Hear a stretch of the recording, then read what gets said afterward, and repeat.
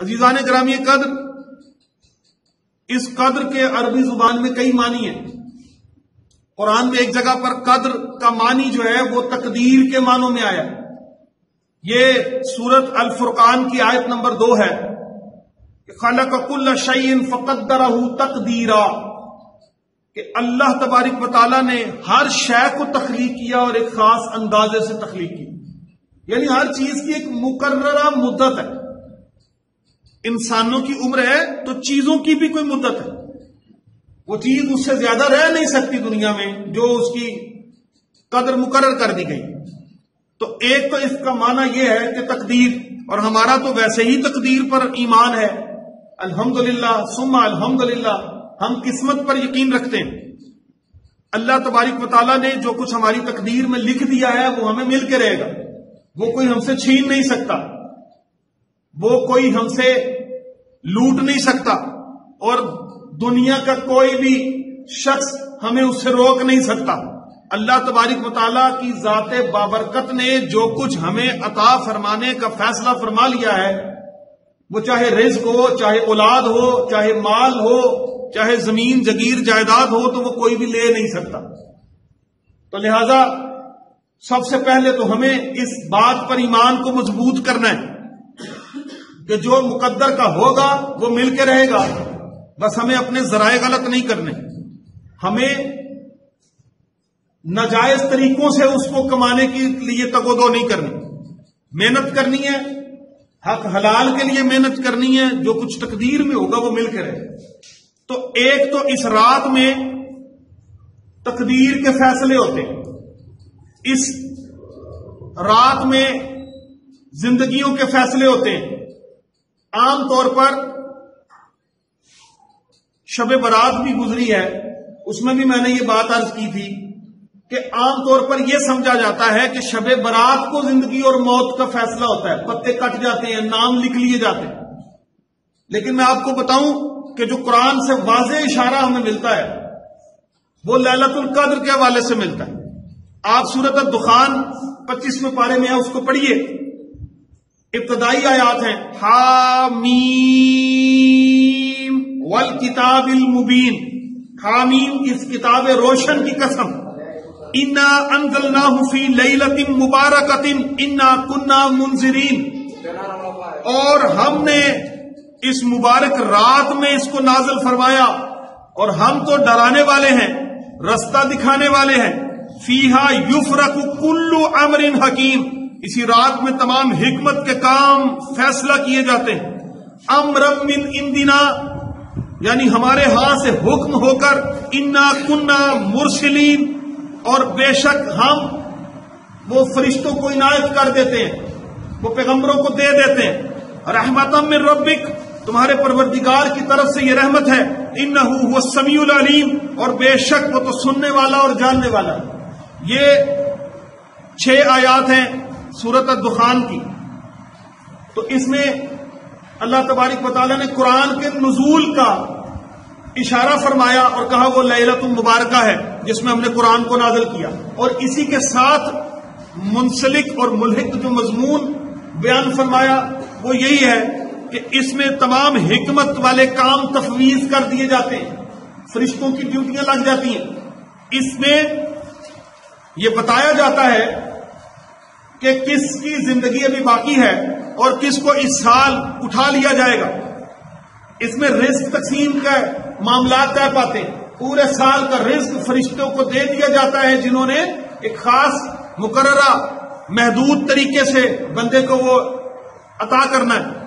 پھر اس میں بارش کتنی ہوگی، کون کون شخص بیت اللہ کا طواف اس سال کرے گا، کون ابھی اس سے محروم رہے گا، یہ فیصلے کر دیے جاتے ہیں۔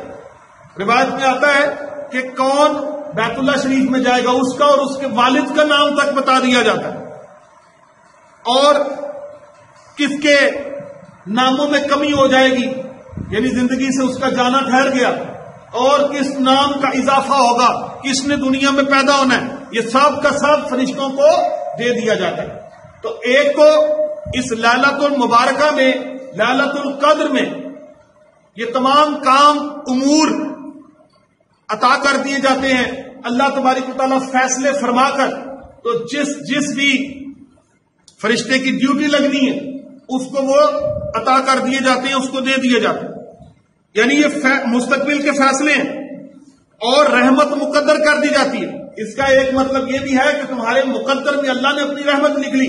میں نے ایک حدیث پاک بیان کی تھی کہ جب اللہ تبارک و تعالیٰ نے مخلوق کو تخلیق کیا تو عرش پر لکھ دیا کہ آج میری رحمت میرے غضب پر غالب آ گئی. تو بلا شبہ اللہ تبارک و تعالیٰ کی ذات بندے پر رحمت ہی کرتی ہے، رحمت کی طرف ہی بلاتی ہے، اپنے فضل کی طرف بلاتی ہے.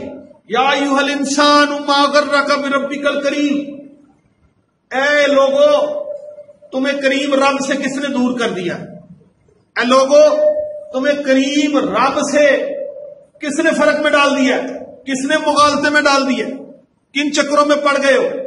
اتنا محبت کرنے والا پروردگار، اتنی شفقت کرنے والا، اپنے فضل سے نعمتوں کو نوازنے والا، اور انسان تو بھولا ہوا کہاں پھر رہا ہے، در در کی ٹھوکریں کھا رہا ہے.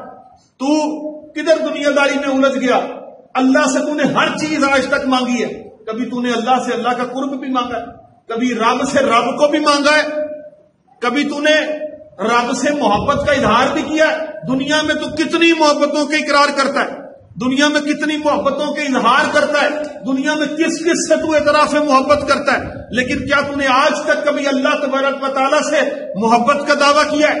کیا تو نے آج تک کبھی اللہ سے محبت کا اظہار فرمایا؟ کیونکہ اگر محبت ہوگی تو پھر اللہ کی فرما برداری بھی ہوگی، محبت ہوگی تو پھر راتوں کو عبادتیں ہوں، پھر تیری زبان ذکر الہی سے سجی رہا کرے.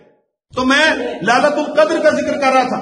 ایک اس کا مطلب تقدیر ہے، ایک اس کا مطلب یہ ہے، قدر کا مطلب ہے کہ عظمت، منزلت، رتبہ، شان. جیسا کہ سورت الانعام کی 91 نمبر آیت میں اللہ تعالیٰ نے ارشاد فرمایا وما قدر اللہ حق قدری. یہ بھی آیت ہم سب کے سوچنے کا مقام ہے. اس آیت کا مطلب پتہ کیا؟ اور انہوں نے اللہ کی وہ قدر نہیں کی جو کرنی چاہیے. اللہ قرآن میں کہہ رہا ہے سورت الانعام کی 91 نمبر آیت ہے وما قدر اللہ حق قدرہ. جیسی ہمیں اللہ کی قدر کرنی چاہیے تھی ہم نے ویسی قدر نہیں کی. اللہ نے قرآن میں فرمایا نا یا ایھا الذین آمنوا اتقوا اللہ حق تقاتہ ولا تموتن الا وانتم مسلمون. اے ایمان والو اللہ سے ڈرو جیسا اس سے ڈرنے کا حق ہے، اور نہ مرنا مگر مسلمان. اللہ سے ڈرنے کا حق ہے جیسا ویسا اس سے ڈرو. آج ہمیں کس کس چیز سے ڈر نہیں لگ رہا؟ آج کورونا سے تو ڈرے بیٹھے ہیں، اللہ سے پھر نہیں ڈر. فلانی دوائی کھا لو، فلانا لاک ڈاؤن لگا دو، فلانی مارکیٹ بند کر دو، فلانا اسکول کالج بند کر دو. توبہ نہیں کرنی. جو اصل اس کا حل ہے، جو اصل اس کی ویکسینیشن ہے کہ توبہ کرو. اللہ تبارک و تعالیٰ کی ذات اگر ناراض ہے تو اس کو راضی کرو. اگر اس ماہ مقدس میں بھی تم نے راضی نہ کیا تو کب کرو گے؟ اس لیلۃ القدر کی رات میں، اس رمضان المبارک میں، جہاں نبی پاک صلی اللہ علیہ وسلم نے فرمایا کہ افطار کے وقت روزے دار کی دعا رد نہیں ہوتی، اب بھی ہم دعائیں نہیں کرتے، اب بھی اللہ کو راضی نہیں کر رہے. تو یہ قدر والی رات ہے، یہ قدر و منزلت والی رات ہے. اور مبارک رات اتنی قدر والی ہے، اس کا ایک معنی یہ بھی بنتا ہے کہ اس میں جو عبادت کرو گے اس کی اللہ کے ہاں بڑی قدر ہے. تیرے ایک ایک سجدے کی اللہ کے ہاں بڑی قدر ہے، ایک ایک رکوع کی بڑی قدر ہے، قرآن کے ایک ایک لفظ کی تلاوت کی بڑی قدر ہے. قرآن پاک کہ تم سورتیں پڑھتے ہو، وظائف کرتے ہو، بڑی قدر ہے. لیکن اس رات میں تمہیں کئی گنا زیادہ ثواب ملتا ہے. جیسے نبی پاک صلی اللہ علیہ وسلم کا فرمان ہے کہ جس نے مسجد حرام میں نماز پڑھی، 2 رکعت نماز پڑھی، تو وہ لاکھوں نمازوں جتنی ہے، اسے لاکھ نماز کا ثواب ملے گا. اسی طرح مسجد نبوی شریف میں اور فضیلت والی نماز ہے باقی جگہوں کی نسبت. اسی طرح کچھ راتیں ایسی ہیں کہ جس میں اللہ تبارک و تعالیٰ نے انسان کو اس کی توقع، اس کی سوچ، اس کی فہم و فراست، اس کی ادراک و آگہی اور اس کی ذہنی رسائی سے بڑھ کر اس کو اجر عطا فرمانا ہے. تو یہ بڑی مبارک رات ہے.